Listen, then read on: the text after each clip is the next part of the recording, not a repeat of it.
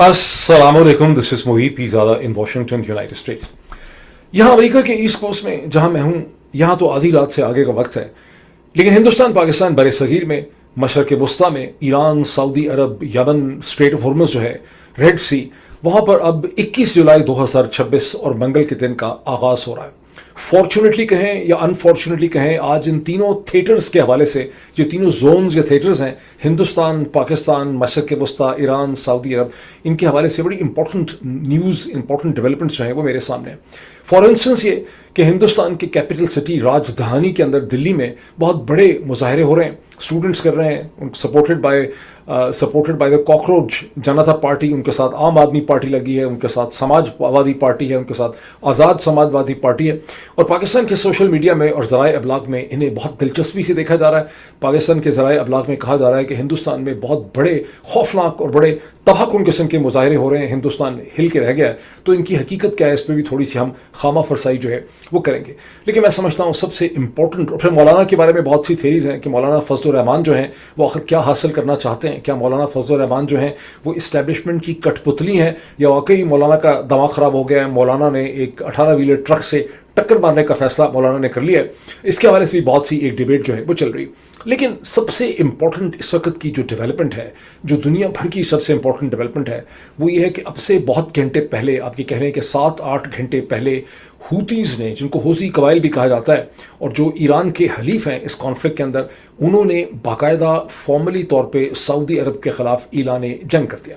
अब ऐलान जंग उन्होंने कैसे किया है? उन्होंने फॉर्मली तौर पे, उनकी मिलिट्री की तरफ से ऐलान किया गया है कि सऊदी अरब का मैरीटाइम वो ब्लॉकेट करेंगे, नेवल ब्लॉकेट करेंगे, और सऊदी अरब जो रोज़ाना योमिया 4 million barrels of oil export कर रहा है, बाबुल मंदब से लोड कर रहा है, दबादब निकाल रहा है। मैंने आपको बताया था कि 2025 के इसी साल महीने में, जुलाई में, 1 मिलियन बैरल से भी कम की सऊदी एक्सपोर्ट हुआ करती थी बाबुल मंदब से, लेकिन इस वक्त 4 मिलियन बैरल से डेली ज़्यादा है। और उसकी वजह यह है कि पर्शियन गल्फ से वो अपनी पाइपलाइंस के ज़रिए और एक ट्रकिंग कॉन्वॉय जो 24 घंटे काम करता है, धड़ाधड़ वो तेल जो कि वो स्ट्रेट ऑफ हॉर्मुज़ से निकाल नहीं पा रहे, उसे वो यहाँ लाते हैं और यहाँ से 24 घंटे उसकी वो एक्सपोर्ट करते हैं।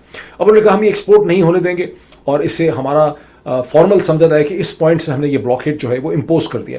ये और बात है कि अभी तक कोई एक्टिव हॉस्टिलिटीज़ और मार धाड़ और तहस पटैस जो है वहाँ से रिपोर्ट नहीं हुई, लेकिन उन्होंने इसका ऐलान कर दिया। अब ऐलान करते हुए हूतीज़ ने इसकी वजह ये बताई है कि सऊदी अरब ने 12 साल से हूतीज़ को डिस्टेबलाइज करने के लिए यमन को, और यमन का ब्लॉकेट उन्होंने किया हुआ है, यमन को उन्होंने आइसोलेट किया हुआ है, और उसके खिलाफ, इसे कहते हैं यमनी जो हूतीज़ जो हैं इस स्टेज के ऊपर रिस्पॉन्ड कर रहे हैं। लेकिन ये मामला ऑफ कोर्स ऐसा नहीं है कि जो कुछ भी उन्होंने इस स्टेज के ऊपर किया है वो उन्होंने ईरान की सिंपैथी में, ईरान के साथ जो है उसके साथ खड़े होने के लिए उन्होंने किया, और इसका एक बैकग्राउंड है। ये, इसमें कोई शक नहीं है कि 3 या 4 दिन पहले हूतीज़ के एक जहाज़ को, जिसने सना एयरपोर्ट पे वापस लैंड करना था ईरान से, उसका रास्ता सऊदी एयरफोर्स ने पहले उसे वार्न किया, और उसके बाद जब वो पायलट नहीं रुका तो सना एयरपोर्ट पे सऊदी लेड अलायंस ने वहाँ पे बॉम्बिंग की। सऊदी लेड अलायंस ने वैसे ऑफिशियली तौर पे इसे नहीं माना, उन्होंने इस पर कोई कमेंट नहीं किया। इंटरनेशनल खबर एजेंसी रॉयटर्स ने सऊदी अथॉरिटीज़ को कांटेक्ट किया, लेकिन सऊदी अथॉरिटीज़ ने इस पर ना हाँ किया ना किया, इस पर उन्होंने कोई कमेंट नहीं किया। तहम सऊदीज़ के जो यमनी पार्टनर्स हैं, जो ऑफिशियली या फॉर्मली तौर पे अदन में होते हैं, उन्होंने कहा कि हाँ, हमने, चूँकि इन्होंने हमारे जो एग्रीमेंट था या जो ब्लॉकेट इनका किया हुआ था, एयर ब्लॉकेट, उसकी इन्होंने खिलाफ वर्जी की है, और ये ईरान के साथ एक इस्टेब्लिश कर रहे हैं रिलेशनशिप, इसलिए उस जहाज़ का रास्ता रोका गया और हमने ये बॉम्बिंग की। अब ये जो यमनी पार्टनर्स हैं सऊदी अरब के, जो अदन बेस्ड हैं, वो ना तो अदन में बेस्ड हैं, वो हैं ही सऊदी अरब में बेस्ड हैं, और ना ही उनके पास अपनी कोई एयरफोर्स है या कोई ऐसी कैपेसिटी या कैपेबिलिटी है कि वो सना के एयरपोर्ट के ऊपर बॉम्बिंग कर सकें। तो बॉम्बिंग जो है वो सऊदी साइड से ही की गई है। जो सऊदी लेड अलायंस है, जिसकी डेफिनेशन में पहले यमनी पार्टनर थे और उसके अलावा मुत्तहिदा अरब अमारात उसके पार्टनर थे, इस वक्त मुत्तहिदा अरब अमारात भी सऊदी लेड अलायंस का पार्टनर नहीं है। तो सऊदी लेड अलायंस का मतलब सिर्फ और सिर्फ सऊदी अरेबिया है। अब इसका भी एक आगे बैकग्राउंड है कि ये क्या हुआ।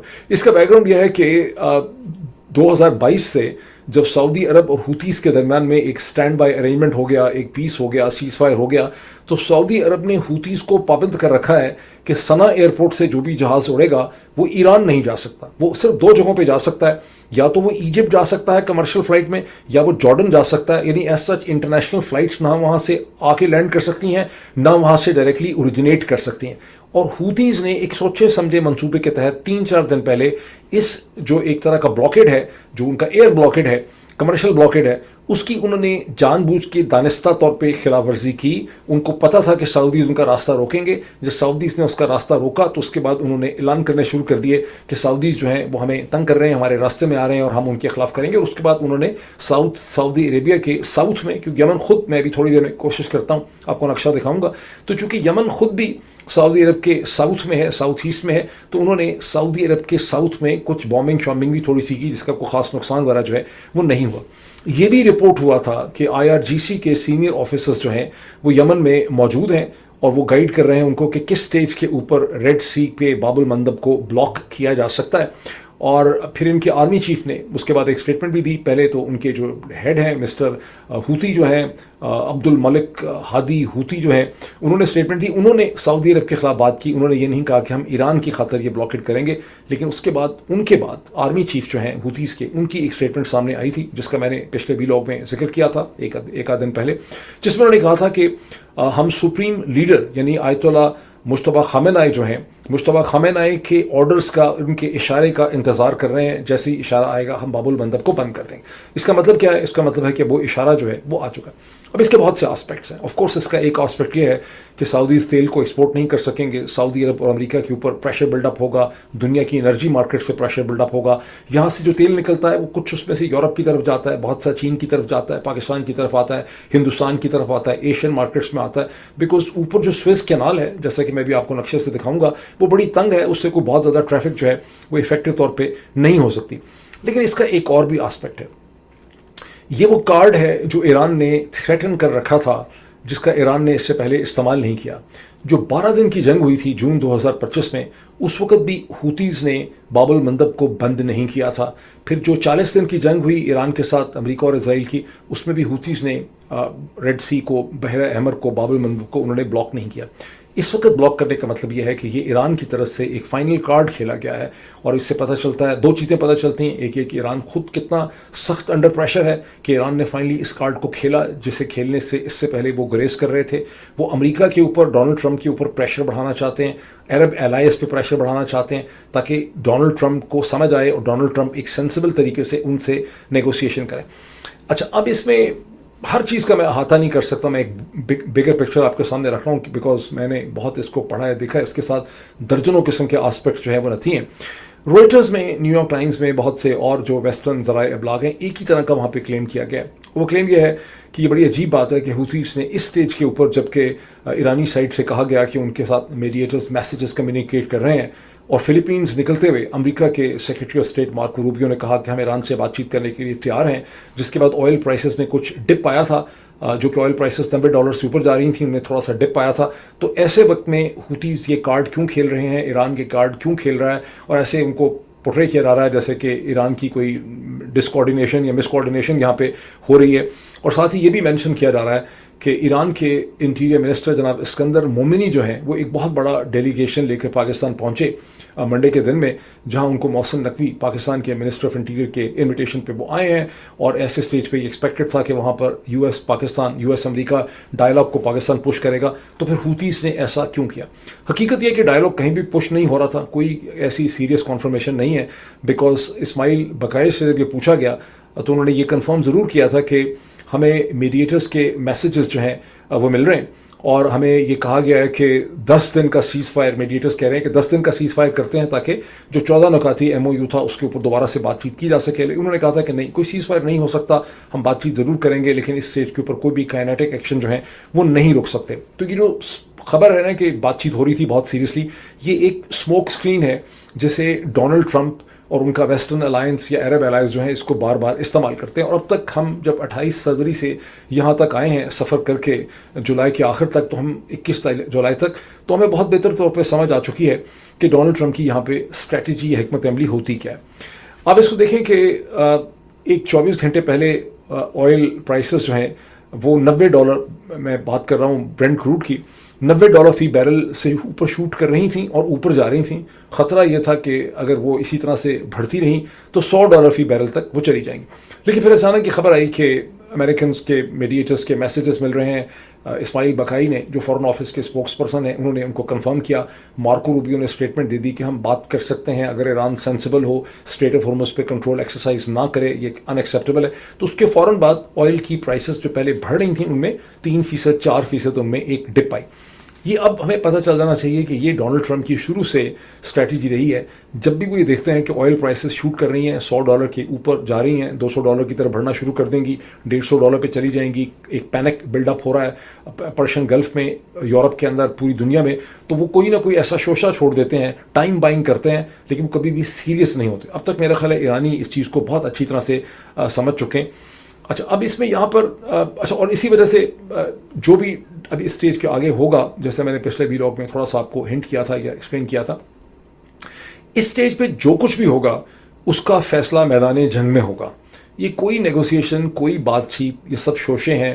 اور پاکستان میں بدقسمتی سے بہت بڑی تعداد میں ایسے لوگ رہتے ہیں جن کی اپنی ایگو کے لیے بڑا ضروری ہے کہ وہ یہ سمجھتے ہیں کہ پاکستان اس میں کوئی بڑا امپورٹنٹ رول پلے کر رہا ہے. پاکستان صرف اور صرف ڈونلڈ ٹرمپ کو فیسیلیٹیٹ کرتا ہے.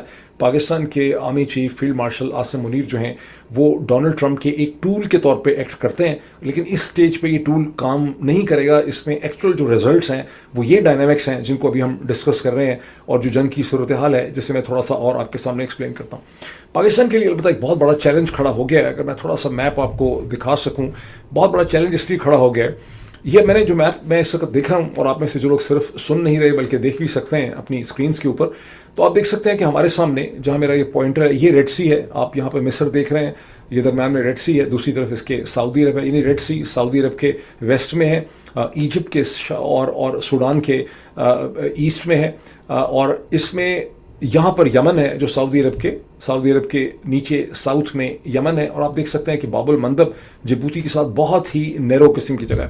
آپ یہ بھی دیکھ سکتے ہیں کہ اوپر سے میڈیٹرینین کا جو راستہ ہے جو ایجپٹ کے اندر سے جاتا ہے, یہ سوئز کینال ہے جہاں اس وقت میرا پوائنٹر ہے, یہ بہت ہی نیرو ہے. یہاں سے بہت زیادہ افیکٹو سپر ٹینکرز کی ٹریفک اگر گزرے بھی تو بہت زیادہ تیزی سے نہیں گزر سکتی. آف کورس یہاں سے یورپ کے لیے کارگو ٹریفک یا آئل ٹریفک یہاں ہوتی ہے, لیکن یہ کوئی بہت زیادہ افیکٹو روٹ جو ہے وہ نہیں بنتا. اور یہ بھی بہت زیادہ آپ نے دیکھا کہ تنگ ہے, اور یہاں پر انہوں نے بہت زیادہ راکٹ جو اپنی پلیسمنٹ جو کی بھی ہے, میزائلز کی راکٹس نے یمن میں جو انہوں نے ایران کی مدد سے بنائے. اب اس وقت صورتحال یہ ہے کہ پاکستان کے ٹروپس جو ہیں وہ موجود تو ہیں کنگ عبدالعزیز بیس میں جو ایسٹ کی سائڈ پہ ہے, ایسٹرن پروونسز میں ہے. افیکٹولی طور پہ باب المندب سے پاکستانی جو ٹروپس ہیں, جو ایئر فورس کا اسکواڈرن ہے, اور جو ٹروپس ہیں کہتے ہیں 18,000 یا 17,000, وہ تقریباً 1200-1300 کلومیٹر یہ میل جو ہے یہاں سے دور ہے. تاہم کہتے ہیں کہ کچھ پاکستانی کنٹینجنٹ یہاں یمن کے نارتھ میں بھی موجود ہیں, اور اگر یہاں ایک کانفلگریشن ہوتی ہے تو پاکستانی اس میں ڈائریکٹلی انوالو ہوں گے. اور اگر یہ بات بڑھ جاتی ہے تو ظاہر ہے کہ یہ جو پاکستانی گیریزن یا پاکستانی ٹروپس کی پریزنس ہے کنگ عبدالعزیز بیس کے اوپر, یہ بھی اس میں انوالو ہو سکتی ہے. یہ کیسی, اچھا اب اس کے ساتھ ذہن میں یہ بھی رکھیے کہ صرف پاکستانی ہی یہاں موجود نہیں ہے.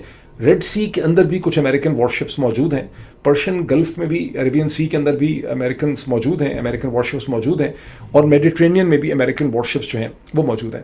اپروکسیمیٹلی کہا جا رہا ہے, جو اندازاً میں نے فگر چیک کیا ہے, کہ 20 کے قریب امریکن وارشپس یہاں موجود ہیں. یہ سارے کے سارے ہی تقریباً ایجس سسٹم سے آپریٹ کرتے ہیں. ایجس سسٹم ایک ایسا سسٹم ہے جو سائملٹینسلی بیک وقت 100 کے قریب اگر اس کے اوپر میزائل آ رہے ہوں تو یہ جہاز اس کو ہینڈل کر سکتے ہیں. ان کے پاس اس قسم کا ایک ڈیفینسو یا انفارمیشن سسٹم جو ہے وہ ایگزسٹ کرتا ہے. بہرحال یہ جو سچویشن میں نے آپ کو ڈسکرائب کی ہے, یہ سچویشن جو ہے ہم پاکستان کے آرمی چیف کو, جنرل صاحبان کو اچھا سمجھیں یا برا سمجھیں, ان کی سائڈ پہ ہوں یا ان کے خلاف ہوں, لیکن یہ جو سچویشن پیدا ہو رہی ہے یہ ان کے لیے بہت کمپلیکیٹڈ اور پیچیدہ ہے. وہ کسی بھی صورت نہیں چاہیں گے یا چاہتے ہوں گے کہ اس قسم کی سچویشن میں پھنس جائیں. پوسچرنگ ایک ڈفرینٹ چیز ہوتی ہے, ایکچوئل کامبیٹ ایک اور قسم کی چیز ہے, اس کی پھر ایک لانگ ٹرم امپلیکیشنز ہیں. نہ صرف اس کی وار امپلیکیشنز ہیں بلکہ اس کی پاکستان ایران کے تعلقات کے لیے بھی امپلیکیشنز ہیں. پاکستان نے تو سارا کا سارا جو فائدہ اٹھانے کی کوشش کی ہے, جس چیز کو سیل کیا ہے وہ یہ ہے کہ ایران ہمارے اوپر ٹرسٹ کرتا ہے, ہمیں ایران کے اندر اسپیس حاصل ہے اسٹریٹجک, اس اسٹریٹجک اسپیس کو ہم آگے استعمال کر رہے ہیں امریکہ کی خدمت کرنے کے لیے یا امریکہ کو فیسیلیٹیٹ کرنے کے لیے. یہی ان کی مین प्लांक है। फिर पाकिस्तान के अंदर की भी इंटरनल पॉलिटिक्स इस तरह से प्लेस्ड है कि अगर पाकिस्तान इस जंग में ईरान के सामने सफारा हो जाता है तो उसकी पाकिस्तान की डोमेस्टिक पॉलिटिक्स में भी इम्प्लीकेशंस है। इसलिए जो भी चीज़ डेवलप कर गई है गुज़िश्ता चंद घंटों में, जिसका ख़तरा था कि डेवलप कर सकती है, ये एक बड़ी पेचीदा किस्म की सूरत हाल है पाकिस्तान के जनरल हेडक्वार्टर्स के लिए और फील्ड मार्शल आसिम मुनीर के लिए। और अगले 24 या 48 घंटों में पता चलेगा कि इस सूरत हाल को अब पाकिस्तान की मिलिट्री जो है वो किस तरह से डील करती है। हमेशा से मैंने कम अज़ कम इस वीलॉग में ये कहा, बल्कि पहले से कहता चला आ रहा हूँ कि ये पाकिस्तान का जो so called mutual defence pact है सऊदी अरब के साथ, ये अपनी तरह का एक बहुत ही अजीबोगरीब किस्म का अरेंजमेंट है। बिकॉज अगर पहले तो असर हाज़र में मुल्कों के दरमियान म्यूचुअल डिफेंस पैक्ट होते ही नहीं है। हिंदुस्तान की एग्जांपल देख लें, उनकी बड़ी पॉलिसी क्लियर है कि हिंदुस्तान की फ़ौज जो है वो एक नेशनल आर्मी है, एक नेशनल एसेट है, और वो कहीं और किसी और के डिफेंस के लिए जंग करने के लिए इस्तेमाल नहीं हो सकती। वरना हिंदुस्तान के कमर्शियल इंटरेस्ट, ट्रेड रिलेशन और बाकी तमाम स्ट्रेटेजिक इंटरेस्ट जो हैं वो इसी तरह से इस खत्ते में है। हमसे भी शायद बढ़ के उनके रिलेशनशिप हैं, ट्रेड इंटरडिपेंडेंस है सऊदी अरब के साथ, मुत्तहिदा अरब अमारात के साथ, कतर के साथ, लेकिन उन्होंने कहीं पर भी इस किस्म की कोई कमिटमेंट दी ही नहीं। कभी किसी के जहन में ये बात आने भी नहीं दी कि हम इस किस्म का कोई रोल यहाँ पर प्ले कर सकते हैं। तो अच्छा, दूसरी बात यह है कि अगर कोई म्यूचुअल डिफेंस पैक्ट होते भी हैं ममालिक के दरमियान, जैसी 19वीं सदी में रहे हैं, ये 20वीं सदी के शुरू में थे, जिसके नतीजे में फर्स्ट वर्ल्ड वॉर हो गई, तो वो म्यूचुअल होते हैं। म्यूचुअल का मतलब यह है कि फिर सऊदी अरब को भी पाकिस्तान की मदद करने के लिए आना होगा। लेकिन सऊदी अरब ना तो कर सकता है पाकिस्तान की मदद हिंदुस्तान के खिलाफ, ना ही सऊदी अरब की कोई इंक्लिनेशन होगी कि अपने इतने बड़े मेजर ट्रेडिंग पार्टनर के साथ आके पाकिस्तान की खातिर वो लड़ाई लड़े। तो ये बहुत ही अजीबोगरीब किस्म का अरेंजमेंट है जिस पे पाकिस्तान सिर्फ इसलिए फंस गया है कि वो इकोनॉमिकली सॉवरन नहीं है और वो सऊदी अरब के ऊपर बहुत बुरी तरह से अपनी माशी सर्वाइवल के लिए डिपेंडेंट है, और उसने इस म्यूचुअल डिफेंस पैक्ट में अपनी सॉवरेनिटी और अपने हाथ काट के सऊदीज के हवाले कर दिए। और ये वो सिचुएशन है जो इस वक्त हम देख रहे हैं। अच्छा, अब हम थोड़ा सा देखें कि ईरान की क्या स्ट्रेटजी। अच्छा, मैं एक चीज़ आपको इसी के साथ मेरा ख्याल इसको बताना ज़रूरी है कि जिस तरह से गुज़िश्ता 24 घंटों में इस्कंदर मोमिनी जो ईरान के इंटीरियर मिनिस्टर हैं वो पाकिस्तान में मौजूद हैं, इसी तरह से कनाडा की फॉरेन मिनिस्टर मिस अनीता आनंद जो हैं वो भी यहाँ पे मौजूद हैं, जो मार्कानी की फॉरेन मिनिस्टर हैं, जो नए प्राइम मिनिस्टर हैं वहाँ के। और ये 20 बरस के बाद को पहली दफ़ा है कि एक कैनेडियन फॉरेन मिनिस्टर जो है वो पाकिस्तान के अंदर मौजूद है। और अब इनसे पहले जो फॉरेन मिनिस्टर थी मेलानी जोली, उन्होंने प्रॉमिस किया था कि वो पाकिस्तान आएंगी 2022 में, लेकिन जब पाकिस्तान में एक पॉलिटिकल टर्बुलेंस हुई और जो कुछ पाकिस्तान में हो रहा था तो वो पाकिस्तान नहीं आई, बल्कि वो पाकिस्तान की सिचुएशन को मसलसल कंडेम करती रही।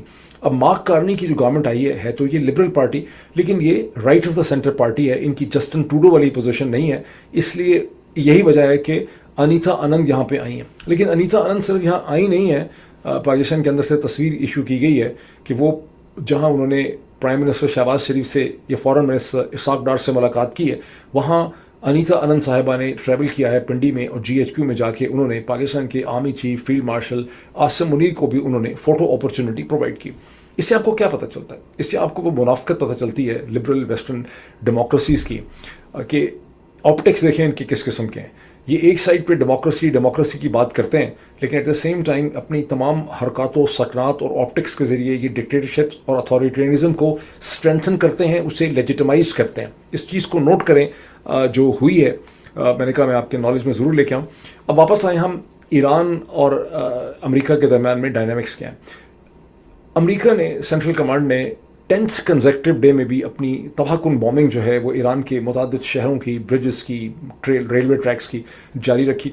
जैसे कि मैंने पिछले वीलॉग में कहा था कि अमेरिकन मीडिया हैरान है कि कोई टारगेट्स शेयर नहीं किए जा रहे, बताया नहीं जा रहा कि हम कहाँ अटैक कर रहे हैं। फिर मैं आपको बताया था कि इसराइली जो पेपर है हारिस है, उनका ईरानी सोर्सेस की मदद से ये कहना है कि ऐसे बहुत से रास्तों को, ब्रिजेस को, हाईवेज़ को टारगेट किया जा रहा है जो ईरान के इंटीरियर से उसकी जो वेस्टर्न कोस्ट है स्ट्रेट ऑफ होर्मुज़ की, उसकी तरफ जाते हैं, जिसकी वजह से ईरानियों को यह शक है कि स्पेशल फोर्सेस के इस्तेमाल से एक ग्राउंड इन्वेजन और ग्राउंड यानी अटैक की तैयारी है डोनाल्ड ट्रंप के जहन में है, और उसके लिए वो सॉफ्टनिंग कर रहे हैं और ईरान की कुमक प्रोवाइड करने की एबिलिटी को ख़त्म कर रहे हैं। और उनका ख्याल है कि हम जब ईरान को सिग्निफिकेंटली सॉफ्टन कर लेंगे डिफेंसेस को, तो हम स्ट्रेट ऑफ होर्मुज़ के ऊपर आकर फिजिकल कंट्रोल कर लेंगे। मैंने आपको ये भी बताया था कि प्रैक्टिकल सिचुएशन ये है कि स्ट्रेट ऑफ होर्मुज़ बंद हो गई है। अगर सैटरडे को वहाँ से 7-8 जहाज़ आइदर वे गुजरे थे, वो भी ईरान की परमिशन से, क्योंकि ओमान की साइड से कुछ भी गुजर नहीं पा रहा, तो संडे को ये सूरत हाल थी और मंडे का फिगर मेरे सामने आया नहीं।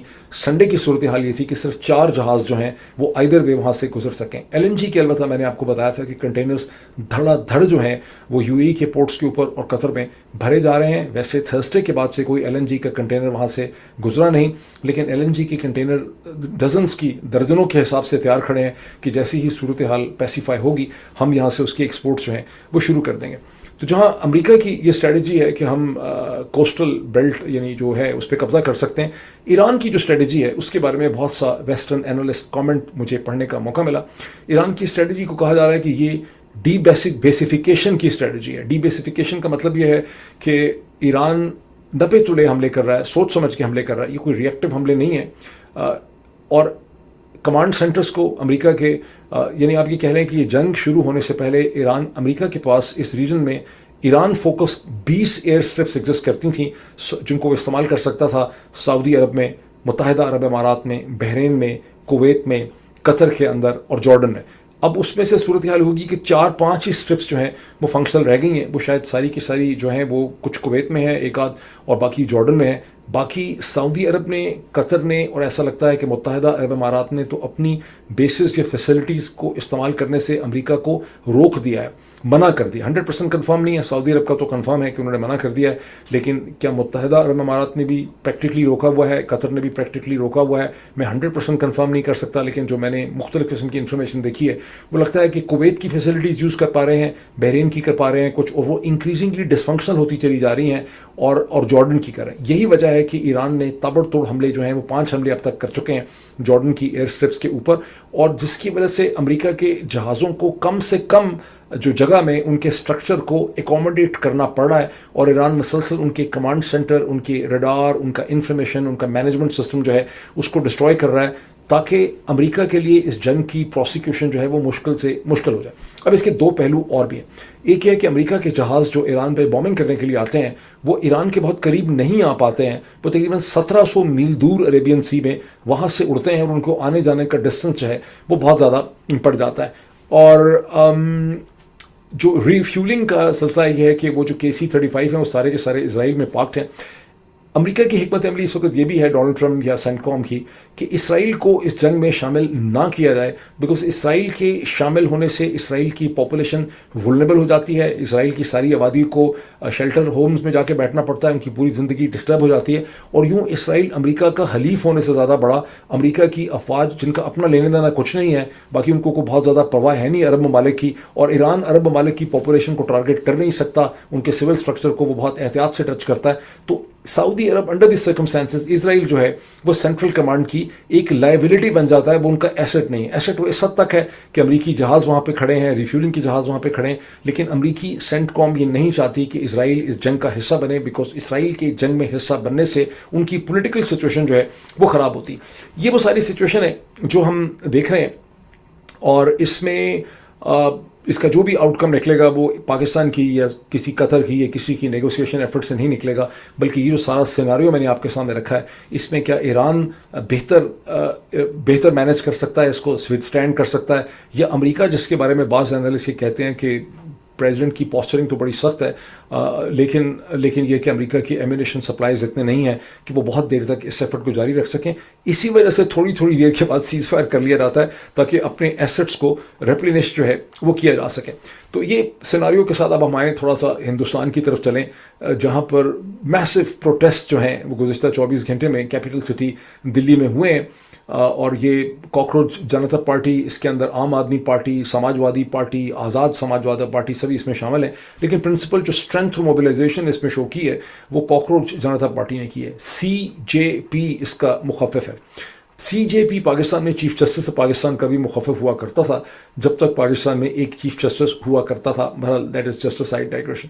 इसका बैकग्राउंड क्या है कि NEET national eligibility entrance test होता है मेडिकल स्कूल्स के लिए, गालिबन वेटरनरी स्कूल्स के लिए और डेंटल स्कूल्स के लिए, जिसमें 2.3 मिलियन तकरीबन 23 लाख स्टूडेंट्स जो हैं वो उसमें पार्टिसिपेट करते हैं। बहुत बड़ा एग्ज़ाम है, और इसमें ये एग्ज़ाम होता है फिज़िक्स का, केमिस्ट्री का, बायोलॉजी का, ज़ूलॉजी का।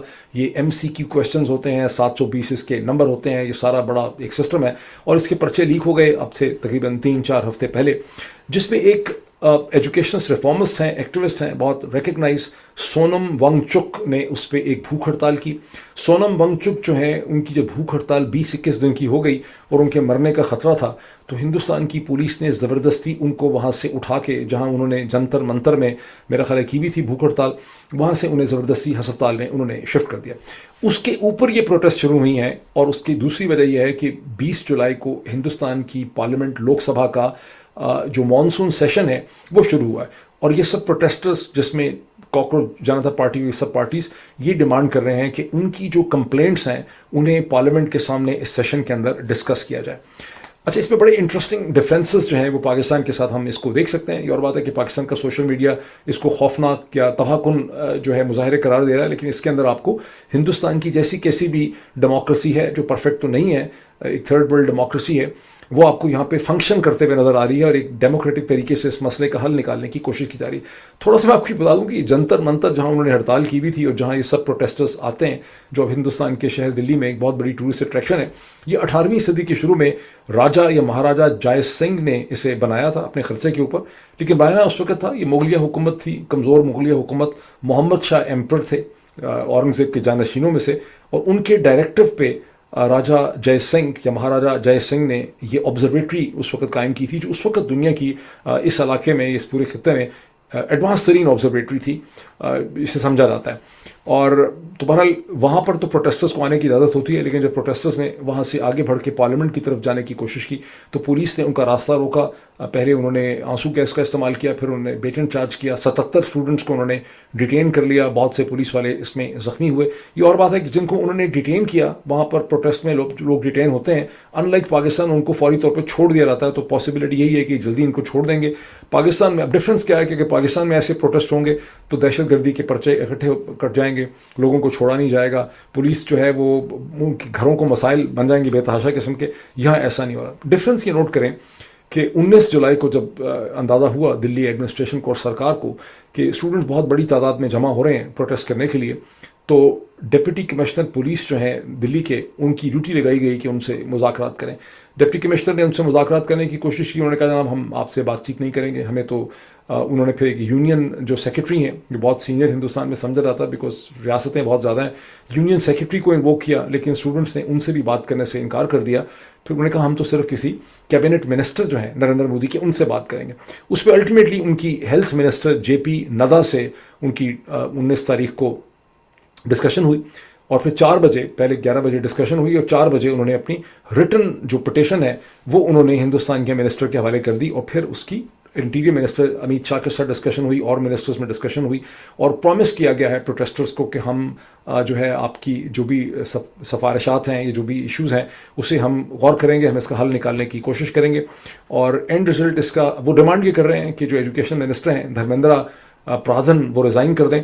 और मुझे लग रहा है कि इसका हल ये निकलेगा कि या तो एजुकेशन मिनिस्टर, जिनके साथ ऑलरेडी अमित शाह की इंटीरियर मिनिस्टर की हैसियत से डिस्कशंस हुई हैं, या तो वो रिज़ाइन करेंगे, कोई कैबिनेट रीशफल होगी, या ये है कि कोई इफेक्टिव जुडिशल कमीशन बनाया जाएगा जो नीट का ये जो सिस्टम है, national eligibility and entrance testing system जो है, इसको इम्प्रूव करने के लिए, देखने के लिए कि कैसे इसमें से लीक हुआ और कुछ लोगों के ऊपर इल्ज़ाम इसका डाला जाएगा, तो इसको ये इम्प्रूव करने की कोशिश करेंगे। अब अगर यही चीज़ एक पाकिस्तान में होगी तो इसको और किस तरह से हैंडल किया जाएगा। ये चीज़ हिंदुस्तान में हो रही है, इसे कैसे हैंडल किया जा रहा है। हिंदुस्तान में इन प्रोटेस्ट के नतीजे में सिस्टम इम्प्रूव करेगा, जैसा कैसा भी है सिस्टम के अंदर इर्तका करने की कैपेसिटी जो है वो पाई जाती है। ये इसकी कहानी है जिससे पाकिस्तान में तबाहकुन प्रोटेस्ट और खौफनाक प्रोटेस्ट और सिस्टम मिल गया वगैरह के तौर पर डिस्क्राइब किया जा रहा है। अब आए प्यारे पाकिस्तान में, जहाँ मौलाना फजल रहमान की जो स्टेटमेंट्स हैं, क्योंकि मौलाना फसलसल अपने आप को डिफेंड कर रहे हैं। जब ये कहा गया कि मौलाना को माफ़ी मांगनी चाहिए, तो मौलाना ने कहा कि मैं माफ़ी क्यों मांगूं, मेरी तो पोजीशन ये है, मैं तो सही कह रहा हूँ, मैंने लश्कर नहीं बनाना वगैरह वगैरह। तो डिबेट ये हो रही है कि मौलाना जो कुछ कर रहे हैं वो क्यों कर रहे हैं।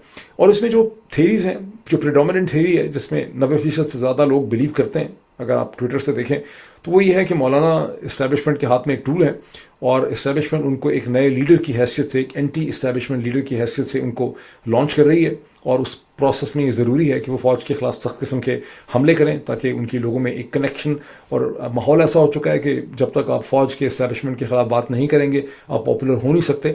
और उनको पॉपुलर इसलिए बनाना पड़ रहा है कि इमरान खान की जो पॉलिटिकल रिप्लेसमेंट है इस स्टेज पे, जो इस्टेब्लिशमेंट चाहती है, और चूँकि इस्टेब्लिशमेंट को पता है कि इमरान खान का सियासी कद इतना बड़ा पड़ा है कि कोई एक लीडर उनको रिप्लेस नहीं कर सकता। तो जेलों में डाले हुए बहुत से लोग, मीडिया में बैठे हुए बहुत से लोग और बहुत से लोग जो हैं उनको इस तरह से हैंडल किया जा रहा है। ये ज़रूरी नहीं है कि जिनको हैंडल किया जा रहा है, जिनको इस्तेमाल किया जा रहा है शतरंज के मोहरों के तौर पे, वो कोई इस्टेब्लिशमेंट के साथ उनकी कोई साजबाज हुई भी नहीं। इस्टेब्लिशमेंट अपने माइंड से इस तरह से इन मोहरों को इस्तेमाल कर रही है कि खुदा न खास्ता अगर इमरान खान ही सीन से गुम हो जाते हैं तो उनकी एक रिप्लेसमेंट जो है वो ग्राउंड पे तैयार हो, जो बाहर निकले, वो आके प्रोटेस्ट करे, रोना धोना करे, कैंपेन रन करे, सड़कों पे तोड़े और यूं एक नई लीडरशिप पैदा हो जाए। ये थियरी है जो मैं आपके सामने रख रहा हूँ।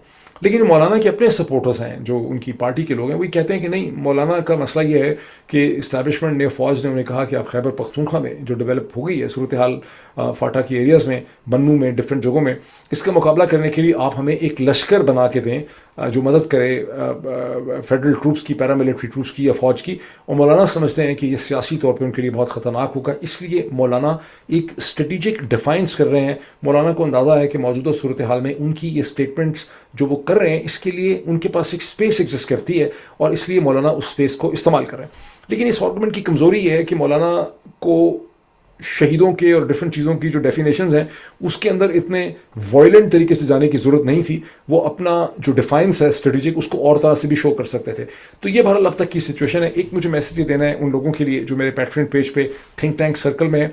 मैं अभी चंद घंटों में आपके लिए एक मैसेज जनरेट करूँगा और मैं आपको एक्सप्लेन करूँगा कि किस तरह से हम अपनी मीटिंग्स को कंडक्ट करेंगे, गिवन द फैक्ट कि हमारे 4 डिफरेंट जोग्राफिकल जोन्स हैं। नॉर्थ अमेरिका है, अमेरिका के अंदर भी डिफरेंट जोन्स हैं, फिर हमारा ऑस्ट्रेलिया, न्यूजीलैंड है, फिर हमारे साथ ब्रिटेन है, फिर हमारे साथ मिडिल ईस्ट है। तो उसका मैं एक स्ट्रक्चर जो है आपके साथ शेयर करूंगा और आपको अपनी ईमेल्स में आप चेक करें, वहां पे आपको ये ढांचा जो है वो मिलेगा। अभी इतना ही, फिर आप लोगों से मुलाकात होती है। Thank you.